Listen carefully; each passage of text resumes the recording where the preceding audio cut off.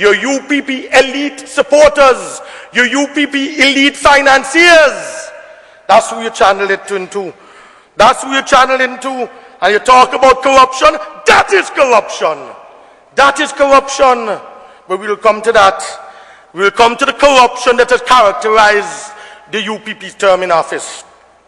Madam Speaker, let us recall that when the UPP took over the responsibility of government in 2004, it claimed it met the economy in shambles and on the brink of collapse. We couldn't pay civil servants. We were not paying none of our international subscriptions. But while it continued to insist that the same economy that you said was in shambles, the same economy that you said was on the brink of collapse, the same so-called disastrous economy, you squeezed, you took the most taxes ever taken out of a small island state of 80,000 people anywhere in the entire world. Anywhere. Truth be told, Madam Speaker, this motley group of UPP people, this motley group of UPP tricksters, they lied to the people of this country, Madam Speaker, during the 2004 election campaign. They said that the country's taxpayers were putting enough money into the treasury to run the affairs of this country. They said they didn't need any new taxes on the books, and that there were enough taxes. The Prime Minister, he used to get up on this side of the aisle over and over and over and repeat that. We have enough taxes, we have enough taxes. Just go out there and collect them. They argued over and over again that the failures of government to pay public servants on time and meet debt commitments was simply because the ALP was corrupt. Corrupt?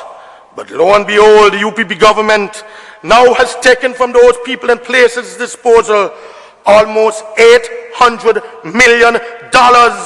Almost $800 million compared to less than $400 million collected by the ALP in 2003. Madam Speaker, the UPP has in effect, they've increased the tax burden of this country by 100%.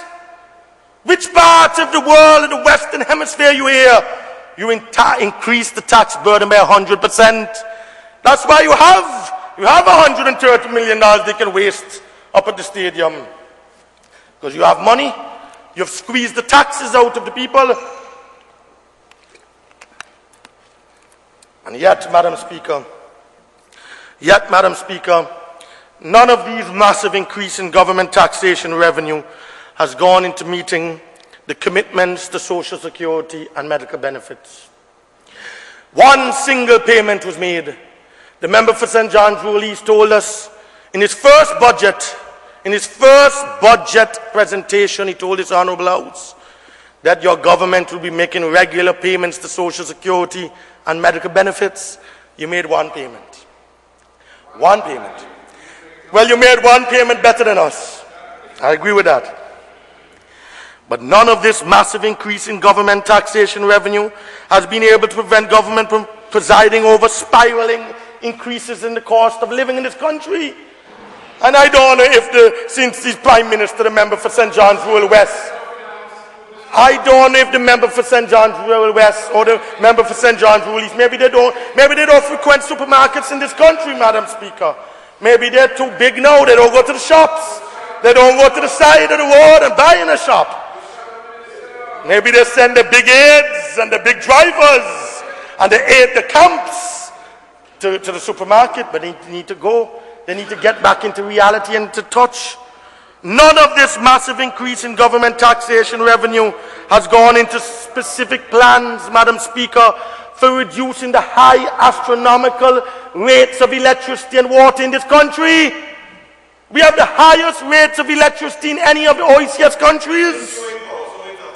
But why don't you do something? You have $800 million. $800 million, and you've done nothing to reduce the cost of electricity and water. Nothing. When we left office, we had under 400 million. So I continue, Madam Speaker.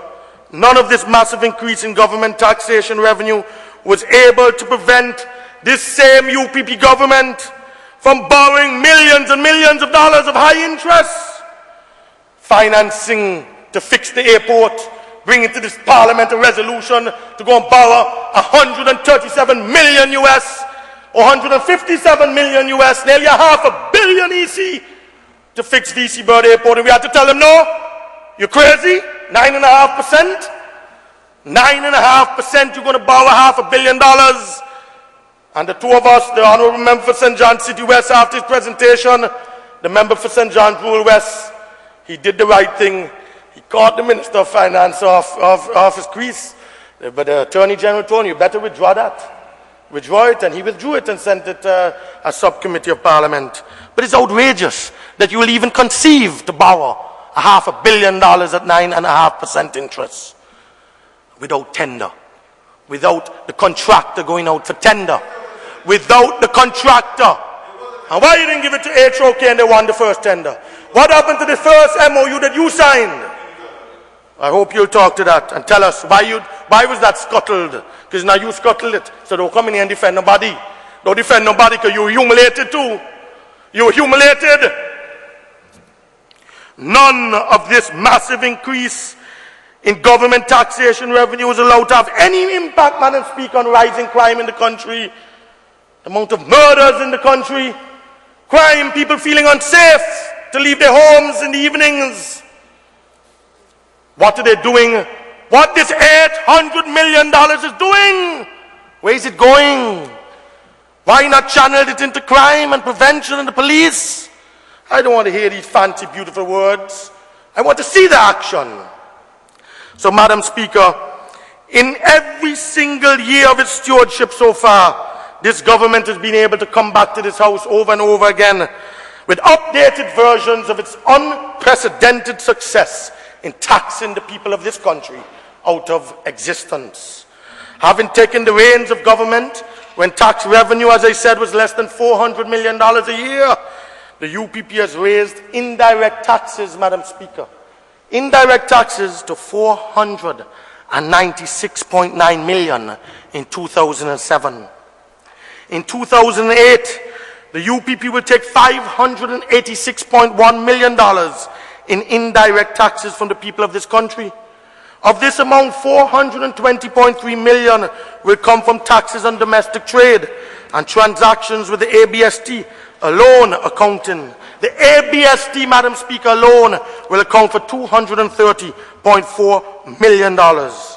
We learn at page 55 of the budget statement, and I quote, the revenue generated from the ABST was $52.4 million higher than the 6 taxes it replaced. End of quote. Then we look at page 110. Direct taxes in 2008 will amount to $127.4 million. $18.6 million will come from property taxes. Corporate income tax will yield $53.8 million, Madam Speaker. And personal, hear this, personal income tax, which is now a larger contributor to the public purse than corporate income tax, will generate $55 million. So you see what is happening here, Madam Speaker? What this UPP government, who professes to put people first, yeah, they put people first. They put their rich friends, they put the banks downtown, they put the large insurance companies, and they put the business sector, like Shaul and Asot and Hadid and Hani, first, and they tax the masses out there. So $55 million is squeezed from the poor masses of this country, while corporate income tax, which include cable and wireless, and every single corporate citizen in this country, only contributes $53.8 million. And they're lowering the corporate income tax this year is lowered to what, 25%? Still, Madam Speaker, notwithstanding the resounding success of its taxation gone mad policy. That's what I call it. Taxation gone mad policy. The management of the fiscal operations of central government under the UPP, I want you to listen to this in a PM wait, like its stewardship of the government has been a dismal failure. But I want to tell you why. I want to tell you this bad man, Mr. PM, don't run. I want you to listen. I want you to listen. So put on your radio.